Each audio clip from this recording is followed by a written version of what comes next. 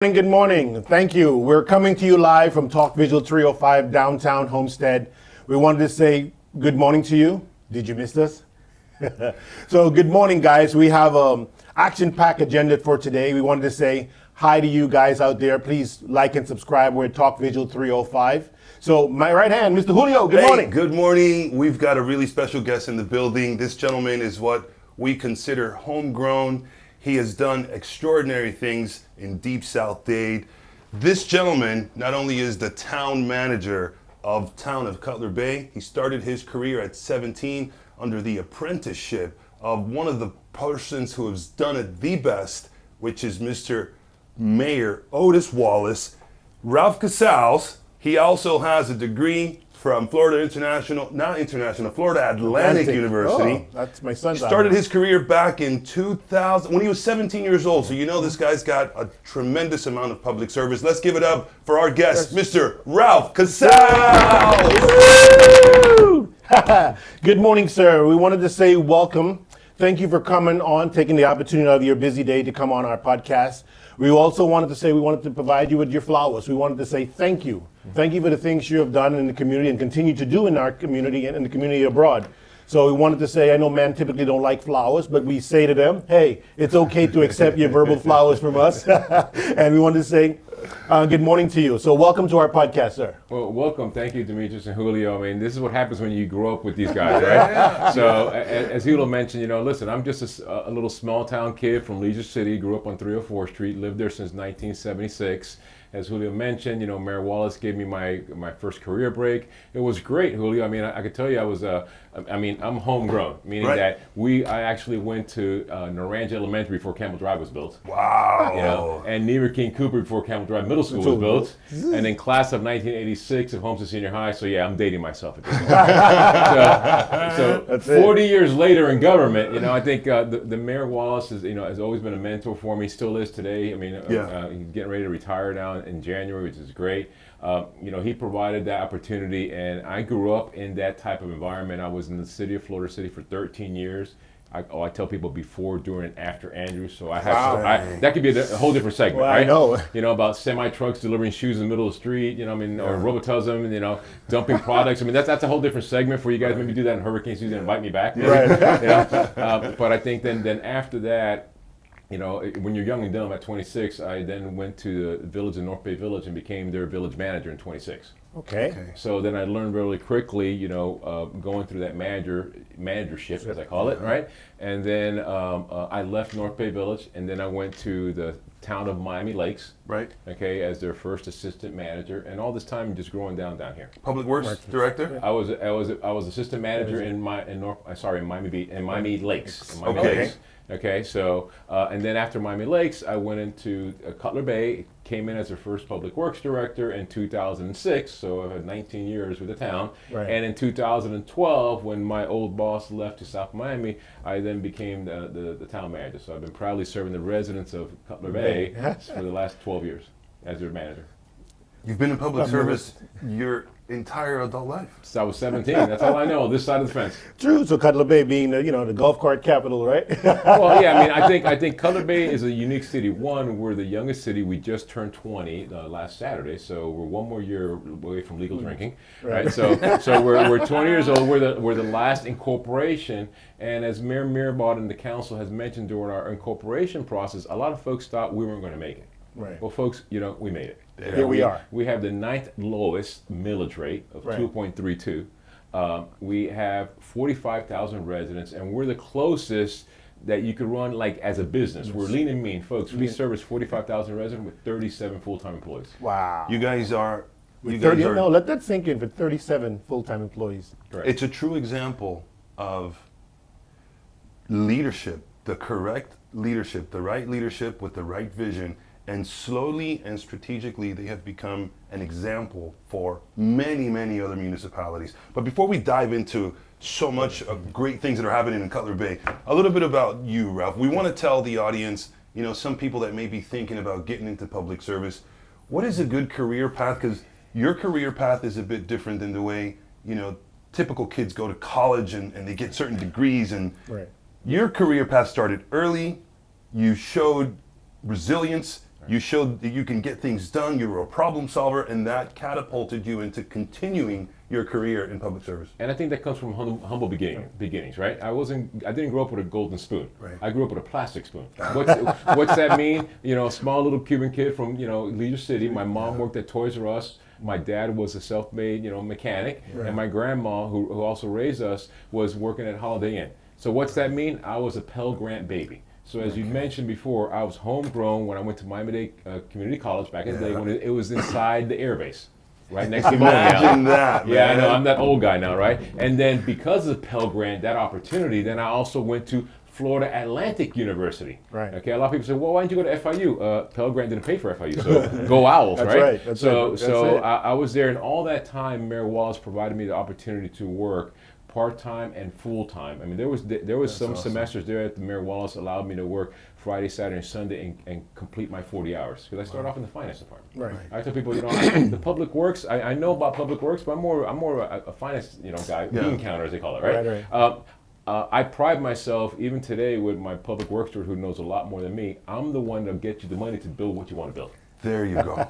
Say less. So it's a humble beginnings with Pell Grant. I think it's the way that you've been brought up. I mean, listen, I know about the food stamps. I know about the block cheese. Right. I know about, and Julio's gonna laugh, the Ritz Cola when it came in 3 years. All right, I know about the thrifty made bologna that was cut unevenly. That's 50% off. So folks, don't let the tie and the coat, you know, misguide you. That's my core values that I still use today. Cool beans. So, Ralph, let's say a young kid, 17, do they have to? Because you got a break. You got an opportunity from Mayor Wallace. A young kid that may want to go in that same direction. Are there things that they should have? Does a resume mean anything today? I'm going to start with the young kids, and I'm going to end up with the NPA Honor Society, FIU. Yeah, Okay, let's start off with the young kids. I say get involved.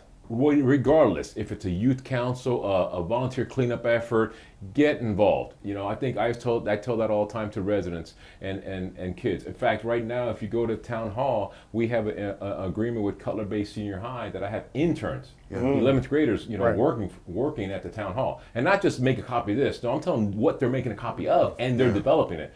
Wow. Then I go all the way fast forward to the NPA program where I've been guest speakers at FIU. And I sit there and, you know, you guys know me, I sit there and look at all those folks, so you guys want to be me? Right? So I'll sit there by show of hands. Has anybody ever attended a council meeting? Anybody attended an advisory board meeting? Does anybody know what a resolution is, a proclamation? Right. You know? So as they go through that, I said, listen, I value that type of experience. So going back to your question, Julio, I think I've seen, you know, thousands of resumes throughout the years. I will certainly value somebody who has a practical experience. Right. Versus not taking away from the academia, Right. that's somebody who's been on the honor society, Right. Who's somebody who's you know did some volunteer work with different organizations, or it could be it doesn't have to be government, it could be a nonprofit or what have you. So they understand how that process works. Right. So looking back at it, as you transition through the process there, I mean, you've seen a lot of stuff, and going through that process, I mean, you always wanted to be in the role you're in. Was that always something you inspired to do? To say that kind of. Yeah, I think when I was in Holmes Senior High, right? I mean, graduated 86, so that 85, 86, you know, senior year, right? Believe it or not, you know, I actually played soccer. I know, and there was less of me, and I had more hair, right? So I actually played there, and I also played soccer in the Redland Soccer Club, right? So I think that I joined the work experience program, and I said to myself, wherever I go in this work experience, was going to school 3 hours, and the other 3 hours was going to work experience. And if it wasn't for my accounting teacher back then, Miss Blankenship, and Joseph Lobello, who was the finance director of Florida City, who reached out to his teacher, hey, I'm going to, connection, FAU, I need somebody to come in and work part-time. Who do you have in your program that knows about finance and accounts payables and what have you? So that's how the connection actually was. You know, so I think it was one of those that even early on I said, wherever I go, I thought I was going to be working in a bank, Right. or any other company. I said, you know what, I'm going to start from the bottom, and now you're the top. There's a song. It says, started from the bottom, now we're here. I play it all the time. Started from the bottom, now we're here. So Ralph, there are employees that are waiting for that clock to hit 5 o'clock because they know they're off the clock. You might have been that employee that says, you know what, I want to make sure we get this done. And I want to make sure that this city is moving in the right direction. So would you spend late hours at the office making sure things got done? I think for Cutler Bay, and we talked about it because now we're 20 years old, and we talk about it all the time. It's all about the culture. Yeah. We Right. talk about the culture. I mean, I know it's a cliche. I know that Miami Heat use it, but for us, it's really a culture. It's a culture with a vision. Back then, when folks were sitting around the coffee shop just talking about it over 20 years ago, hey, let's talk about incorporation and see how efficient we are. We started doing that, and then we started creating that culture, the culture from this council and all the councils before then. So we created that culture. I think what we try to do is we know that we need to get things done. Wow. Okay. I always joke with folks. So yes, you might have some of those staff members at the 5 o'clock, fire drill. Right. Yeah. Right. You practice fire drill at 5 o'clock. Everybody's out of the That's building, all, right? that's it. But I understand that. But I think the culture that we created with the departments that I have and the employees that we have is they're here to get the job done. How much of building that culture comes from council versus city management and staff? I think it's a combination. I think the leadership of the council, where you run the council meetings just like it's a business. Right. Okay. You might have residents that come in and say they want to complain about, say, the weeds in a butterfly garden. Right. Mayor Mirabal and previous mayors would sit and say, thank you very much, but you don't have to come on a Wednesday night at 7 o'clock at night to tell us these folks right here, staff. You could call them from 8 to 5 and they'll answer that question. So we try to make it efficient. Our council meetings usually last about 35 to 40 minutes. Yeah. So we run it like a board. Wow. And town staff will handle the rest of the items there. So again, residents don't need to have to come to town hall. As town manager, one of the things that I created, I actually, I'm glad you have a mic here. But I actually have what's called 2 open mic nights, per year. Okay. I don't sing, I don't do karaoke. Okay? What I do is exactly what you guys are doing now through this podcast. I sit there and we broadcast through our Facebook, and we also have residents come in and say, you know what? I give them a brief on what's going on in town. Right. But the one part I always like is I call it the rumor killer. Sometimes they might say, "Hey, I heard about this." And you're like, "Yeah, you're right. That is true." Right. Yeah. Or you're absolutely right. We made an error. We got to do it again. Right. So I always tell people that I provide that opportunity to residents that I have 2 open mic nights. So we have 12 council meetings a month. Right. I have 2 open mic nights, and then I also try to go out as many places I go. Chamber of Commerce, homeowner association. I like going to the residents because sometimes, as a bureaucrat, folks get intimidated coming to town hall. Right. So I like just going out. You're just going out. I go and speak to the sales folks from Mercedes-Benz. Yeah. Something about right up your guys' alley. Right. What I do once a year, I gather with the top 2 to 3 top realtors of the town, and I said to the guys, folks, you guys are selling the dream. Right. You are the ones having folks sign a dotted line for, again, believe it or not, in Cutler Bay, I have houses on Cutler Road going for $1.8 million. Yeah. Right. So you're telling somebody, investor life savings in Cutler Bay, what is it that we're doing right? What can we get right? What can we improve? Right. So I try to get that feedback from the streets, as we call it, Right. because the Mercedes-Benz is the top Mercedes-Benz. Right. It's outperforming the one in Coral Gables. Our real estate folks, I still think that Cutler Bay is still one of the affordable areas. I mean, when you start going down the zip codes, Coral Gables, South Miami, Pinecrest, Palmetto Bay, and then you get Cutler Bay, right? So I think it's still. So I'm more of a communicator, and I like to listen. Right. Very good. So, as we scale into the redevelopment and the vision, you kind of touched on that, but I wanted to hear a little more about. Again, the vision for Cutler Bay started off with the vision, and what we had before we incorporated in 2005, what's called a charrette. Right. Fancy word for vision, right? So we had a charrette for Old Cutler Road, and we had a charrette for the Cutler Ridge charrette, which was one for the old, Cutler Ridge Mall, Southland Mall. Right. So we have 2 charrettes going on, right? So when we incorporated as a town, the council agreed because there was the vision was developed by the residents of, we actually sit there and start doodling what we think the envision. So now what you see is, and I'm sure you've seen Old Cutler, 2 traffic circles. That was the vision. Right. In between 2 traffic circles becomes your little mini Coconut Grove, okay, which we're investing in. I'll talk about that in a second, And then you also have the Southland Mall, Mall area. That's a vision there. So that development there, we were able to. It was a perfect storm. We had the mall in foreclosure. We had Sears that was for sale, and we had Macy's that had a private listing. So we found out about it as soon as we did that. Both myself and there just started meeting with different groups. And this is 83 acres that was part of the charrette that was going to be more dense than downtown Dayland. That was the node. Right. Okay. A transportation hub and residents. So now, fast forward, we have a group that bought it. It's good. It's already been master planned for 5,500 units. Right. A 120 room hotel, a grocery store, a hospital medical arts building. Folks, it's a $1.5 billion impact. And what we've been telling everyone, and the mayor's been very adamant, Mayor Muir's been very adamant about that, it's a regional impact. It's not all about Cutler Bay. Right. So it's a regional impact. So that you have that charrette there. And then you have Old Cutler Road. Right. Right? You have Old Cutler Road, it's a 2-lane highway, very historic. Right. What we've done, and I don't know, Julio, maybe some of your guidance, right? As a realtor, right? All of a sudden we became the real estate mogul on Cutler Road. In the last 5 years, we bought 8.5 acres on Old Cutler Road and 184. We bought 16 acres that we did what's called a land swap deal right next to the brand new Publix on Old Cutler Road, which has been the Civic Center vision of the charrette. See how it kind of ties into charrette? Yeah. And then most recently, we bought on the corner of 87th Avenue, Old Cutler Road, 3.5 acres. Wow. Folks, $8.5 million for the 8.5 acres. $16 million with the land swap deal that we did for our town hall municipal complex there, and then we just bought 3.5 acres for another $8.5 million. So we put our money where our mouth is. We bought 26 acres on Old Cutler Road. We became the biggest property owner, but more importantly, we took away development rights of over 618 units. Well, Ralph, that you did just describe a perfect storm, because everything, all the pieces, Just falling into seem place. to have fallen right into the right place at the right time. But there's a lot of responsibility that has to take place so that you guys can fiscally be responsible to execute all of those things that you guys have done. So I got to give you your flowers. Well, I think it better be several dozen, because it's not just me. I have to go back and You need a couple of bouquets. and it's from the folks that had that vision, Right. the councils that set that culture, and to the point that now, you see it happening very quickly. A lot of times you see these big master plans that governments make and develop, and you just put it on the shelf. One day. Well, that day's here. Yeah. So do you see density being a concern?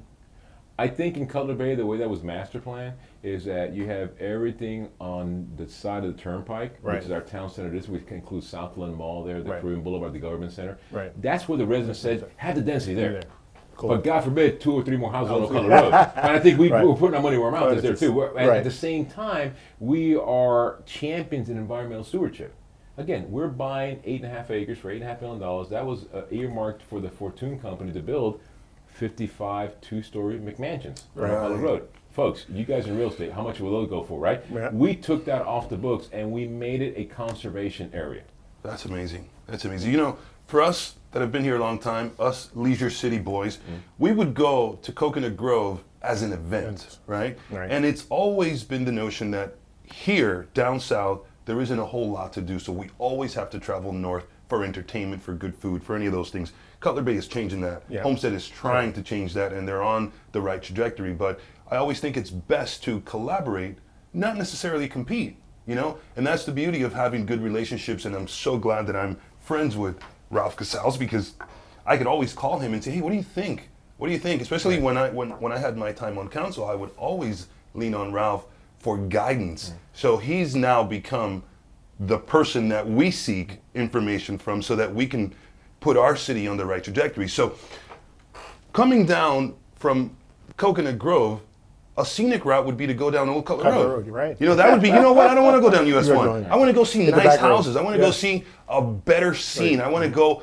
impress my wife on things that we can dream about having one day. So that drive from Coconut Grove down south through Old Cutler, it's a beautiful drive. Right. So you guys have done an amazing job making sure that scene stays the same, and you're only enhancing it now. Right, and we respect that history of it. In fact, when you go down Old Cutler Road, you see where we build the traffic circles, but very subtly, you see some brick pavers. Right. You see some our iconic bus shelters. I mean, that we are taking away advertisement and putting nice Coral Rock bus shelters there.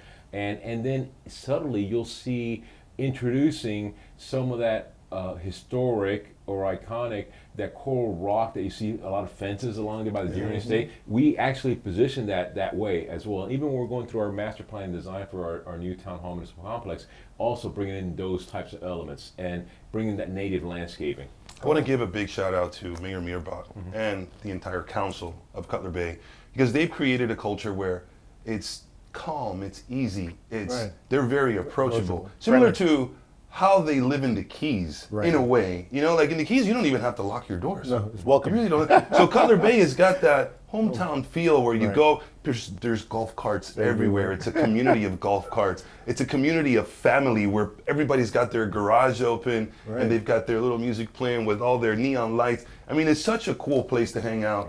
And Cutler Ridge Mall, right, is what we used to call it. Now it's going to be South Place City Center. South Place City Center, right? So that's giving the residents of Homestead now a place to- closer place. Right. We no longer have to go to Kendall, Doral to go find entertainment. And Ralph, when I say it's better to collaborate rather than compete, sometimes we want to see the success and we want to ask, you know, how did you get there? But you just explained how you got there. If there's any message that we can give, because we've both invested in downtown Homestead. Downtown has a historic feel as well, and we love our city, and we understand that our city can also be what you guys have already created in Cutler Bay, and it's a regional center, so we're far enough apart that it's a city within a city, Yep. you know, so we want everybody not to have to jump in a car to go somewhere, or if they do, it's a 2 or 3 minute drive. Right. You guys have created that. Anything that Homestead, any advice you could give to Homestead, tips and specifically for tricks. downtown, to kind of revitalize it? What are your thoughts on that? I mean, I think you guys have a great team of professionals there, right? That you have there. I mean, you have a nice anchor of your town hall. You have your police department. You have, you know, the Lausner Park there. So the pieces are there. I think if anything, I would sit there and say you have a lot of smart people that are working on this plan. Yeah. They're both consultants and town staff. It's just you have to be a little bit patient, have it to come. Right. I mean, we sit there and tell you about Southland Mall, how the pieces came together. I Right. talk about Old Cutler Road. That didn't happen overnight. Right. You have to be very patient through some of this time here. You have to start, you know, keep beating the pavement. I think that we don't try to compete. A good example is Jimmy Flanagan's. Yeah. Yeah. Okay. I know Jimmy Flanagan's going to build something in Homestead. Correct. But he's also going to build one, a Flanagan store right next to our town hall. Okay. So when Mayor Mirabot and Jimmy did a little video welcoming, I think, saw that. Yeah, I think you and 500,000 other people. It's our most popular video. I'm like, You whoa, know, okay. so I think it's just the relationship that we develop with developers, right? I have everybody on speed dial. I mean, I speak to Jimmy on a weekly basis. You know, hey, what are your plans? Come on. You know, how often you have the manager calling you? What are Right. your plans, right? Right. Just meeting with different investors that are trying to, you know, look at possibly buying pieces of the mall as well. I Right. think you have to have that type of relationship. I want to make sure that in Cutler Bay, the way that we do it, our Cutler Bay way, right? It's that I'm very approachable. Right? I mean, meet with developers. You know, we also have a great building department that we have that any permit, a residential I was permit, going to ask about that. with any permit, Right. permit, residential within 5 days. Whoa. Oh, man. You may not like the comment, but it got reviewed. Right. That's a game changer. That's a game changer. Now, Whoa. commercial is 10. Right.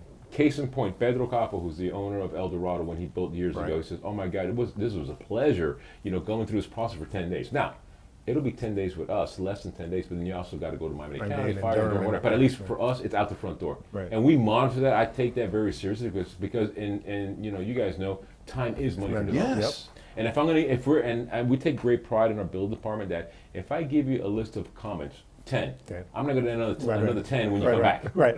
Work on these 10. Get right. Highlight those. It's so frustrating for the business community to have to wait. And even if you answered those comments within a day, Right. you get put back in the queue and you may not get that reviewed for another 2 weeks sometimes in other municipalities. And the people who are reviewing and the building officials, you know, sometimes I want them to understand it's a business. Time is money. And the faster you get this stuff out of here, the better it is for everyone. Right. The city can collect its fees, the developer can go out and start his project, and everybody's happy, but the bureaucracy waiting is an issue. I could tell you in Cutler Bay, they all think that same way that I do. It starts from the top to the bottom, right? There you Top go. down, right? You try to run it as much as you can as a business. Well, we know government's not a business, but we Right. know we They try to run run it it like a like- business. I mean, for example, our police department is contracted out with the best police department money can buy, which is Miami-Dade County Sheriff. With the leadership of Sheriff Cordero, we have 55 officers. That is my biggest vendor. Right. It's a $13 million contract. Right. Okay, it's us, Palmetto Bay, and Miami Lakes. So we run it like a business there. We have our circulator bus Right. is operated by Miami-Dade County.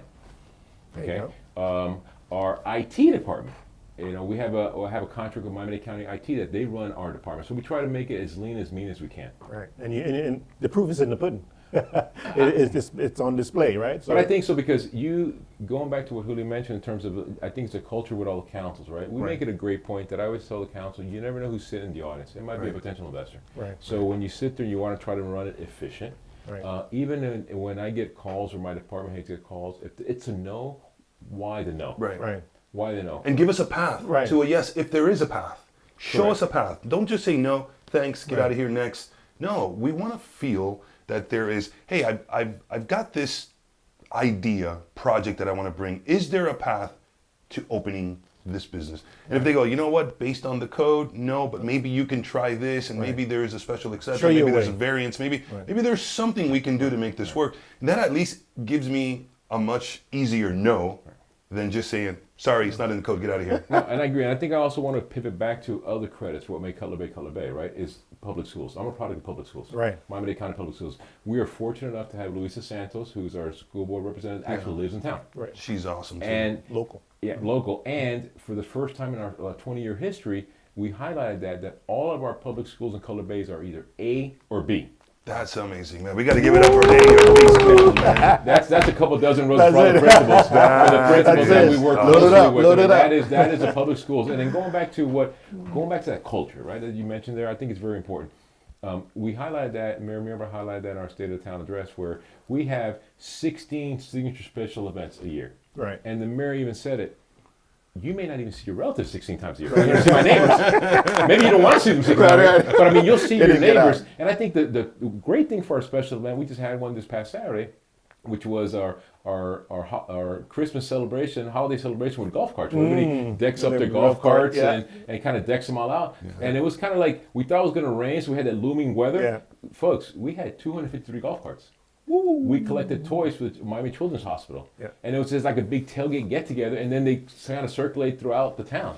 And you see people that are parade all decked out the golf carts. That, to me, is culture. I mean, even I'll walk up and down with the council members and special events, and you know what? I'd rather have people tell me, hey, you're the town manager, right? Oh, yeah, that's what the shirt says, right? You know? It's not a costume contest. You know? And you know what? I like having people inform me, hey, I'm going to come see you about this or whatever, you know? So we try to make it very approachable, accessible, and transparent. Transparency is key. We have a great fund balance reserve. We have over $28 million sitting in the bank. That is equivalent to 176% of our budget.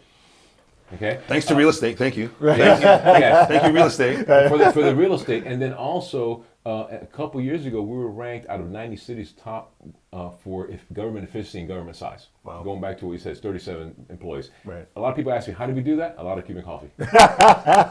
Well said, you know. I mean, the economics, business, it's all there. It seems like it's on the right path and to continue to do great things. I mean, so what is fun for you? Let's shift it.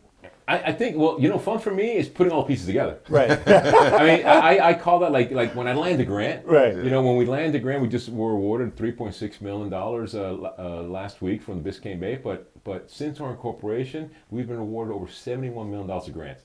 To me, that to me is a testament, right? Because that's where everything comes into place. You have a master plan, you have the application, you have the presentation, and then to me it's like that's the prize. Right, perfect storm. Yeah, some people think I'm sick, but I love that. I love that because we've actually have built roadways with zero ad valorem taxes being funded. None of our roadway projects that we've done since in our incorporation have included ad valorem taxes.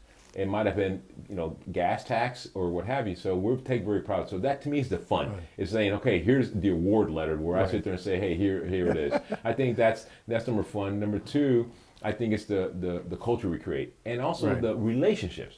Again, I mentioned Luisa Santos. We have a great relationship with Senator Alexis Calatayud. Our state representative Omar Blanco. Our Congresswoman, Maria Salazar. Yeah. All those folks we have on speed dial. And we're very, very responsive. Just a lot of it is just relationships.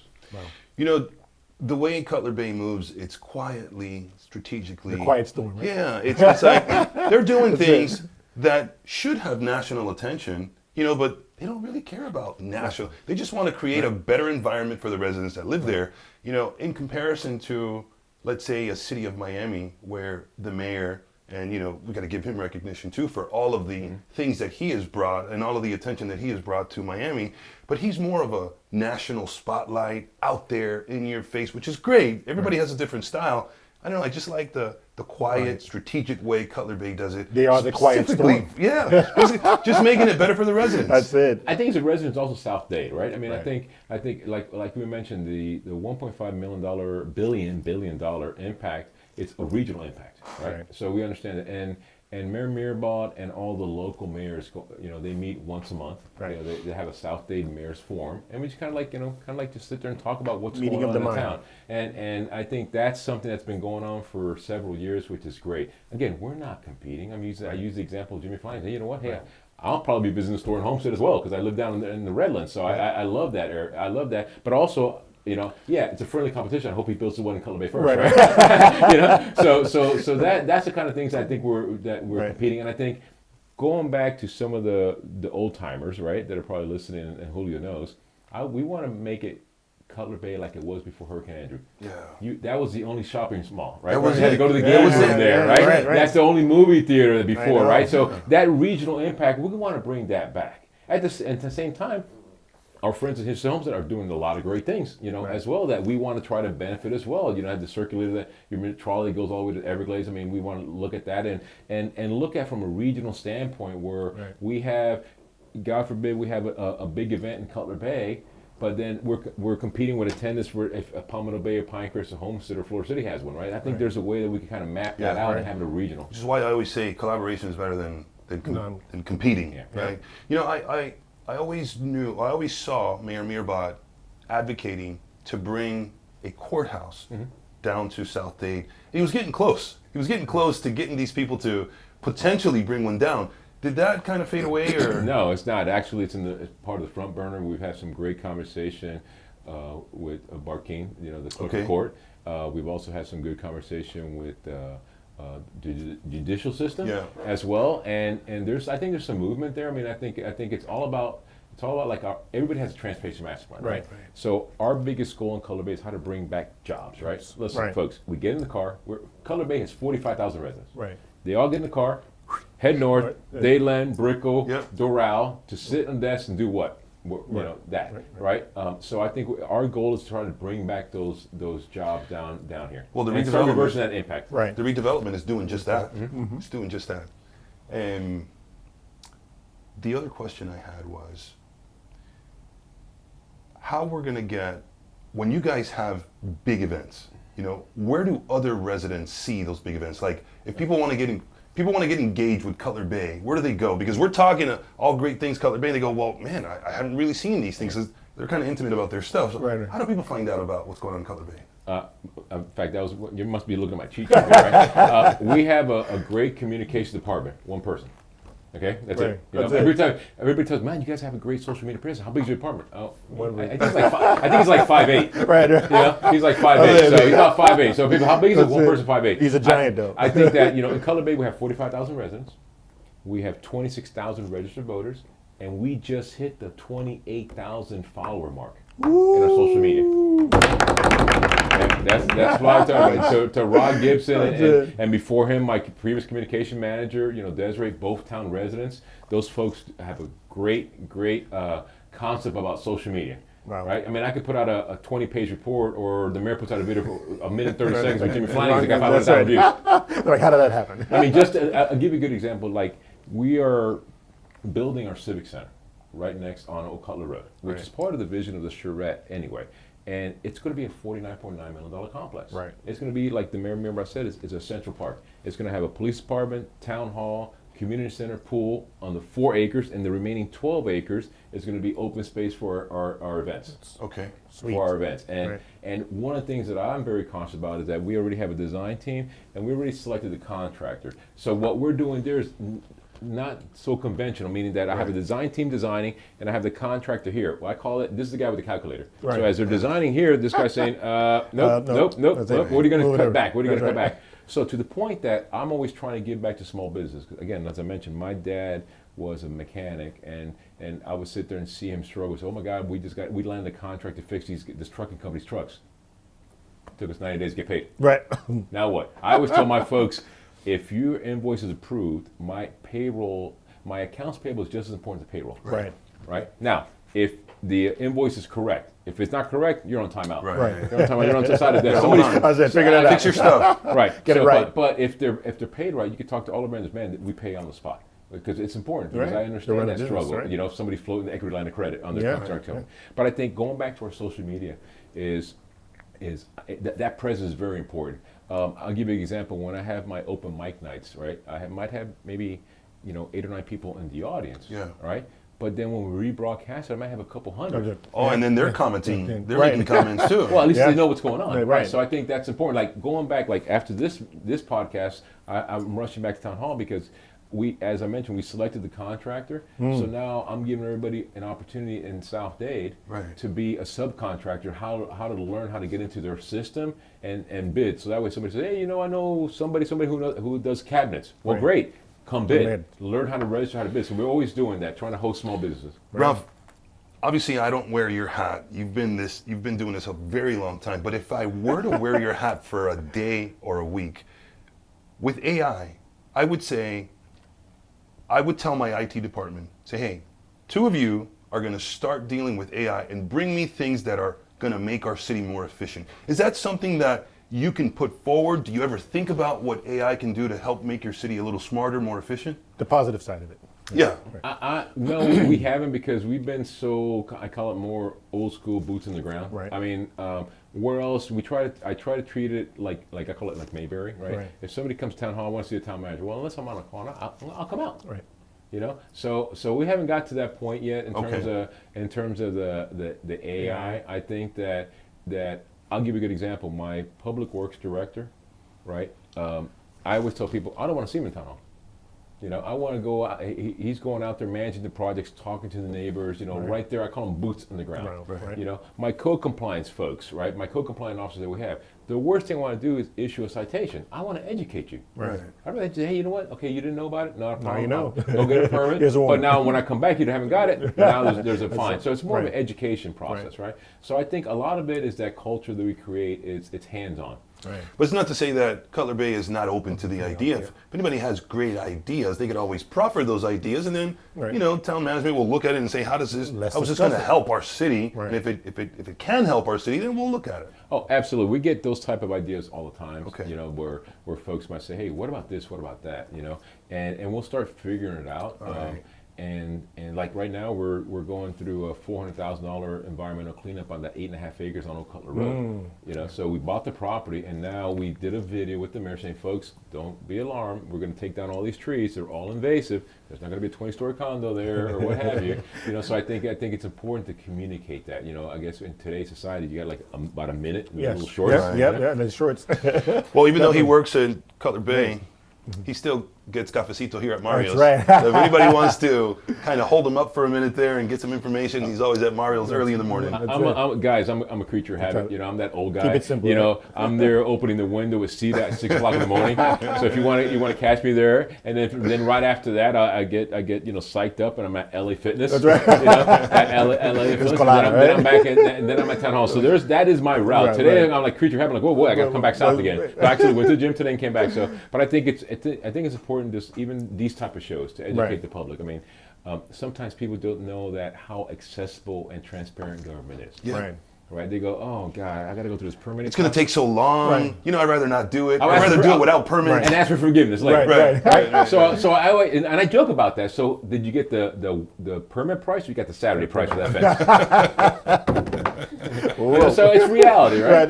Right. At least knowing the right things, right, and doing them is sometimes difficult. But we're always going back to Julio's thing. I think we're always looking for efficiencies. Correct. I mean, I have an easy model that we carry all the time. I said in Cutler Bay for our staff, you see it, I see it. Why do we still see it? Right. Right. I'll take it more personal when somebody calls me. There's a shopping cart in this intersection. Right. There's a Hillary Clinton for president sign has been up there how many years, or lost dog sign or what have you. So, that I take more personal. Like, they reported a pothole. I'm like, wait a minute, folks. I pay people to go around looking for potholes. Right. So we try to do that. So to the point that we have created that standard. Right. That's a standard. Like we have a code compliance officer that works on the weekends and nights. And I've had stories from people saying your code compliance officer is following the concrete truck. Yeah. Well, the concrete truck is scared to come to my house because I don't have a permit. Right. It happens. Or why is the code compliance guy working on Saturday? Right. Did you get the Saturday price? Right. Ralph, you mentioned relationships with, some of the other congressional members. I think our county commissioners are great too. Daniela Cohen-Higgins, Vice Chair Keone McGee. The relationship that you've got with them in Cutler Bay is sound good and I relationship? failed to mention those two.